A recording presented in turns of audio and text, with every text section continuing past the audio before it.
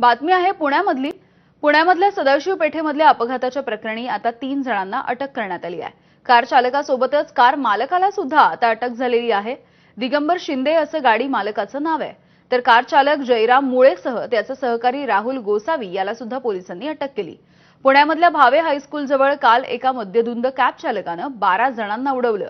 यामधल्या 3 जणांची प्रकृती गंभीर आहे। जखमींवरती संचेती आणि मोडक रुग्णालयामध्ये सध्या उपचार सुरू आहेत। कार चालक जयराम मुळे हा दारूच्या नशेमध्ये होता हे वैद्यकीय चाचणीच्या नंतर स्पष्ट झालं।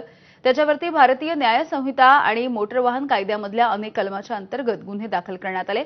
आज या तिघांना सुद्धा न्यायालयासमोर हजर केलं जाईल। तर हा अपघात नेमका कसा घडलाय आपण जाणून घेऊया। MH13 EP 0354 या पिवळ्या नंबर प्लेटच्या कारमध्ये हे 3 जण होते। कार मालक दिगंबर शिंदे, मुख्य आरोपी जयराम मुळे आणि साथीदार राहुल गोसावी हे सदाशिव पेठेमधून जात होते। कार मालक शिंदेला एका दुकानामध्ये काम होतं। चावी गाडीलाच लावून शिंदे हा दुकानामध्ये गेला।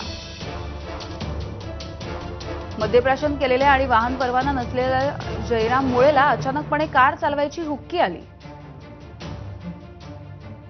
त्यानं अचानकपणे कार सुरू केली आणि भावे विद्यालयाच्या दिशेनं तो निघाला। मात्र ड्रायव्हिंग नीट येत नसल्यामुळे आणि मद्यप्राशन केल्यामुळे त्याचा गाडीवरचा ताबा सुटला। एका वळणावरती कार नीट वळवता न आल्यामुळे चहा पीत असलेल्या लोकांवरती ही कार जाऊन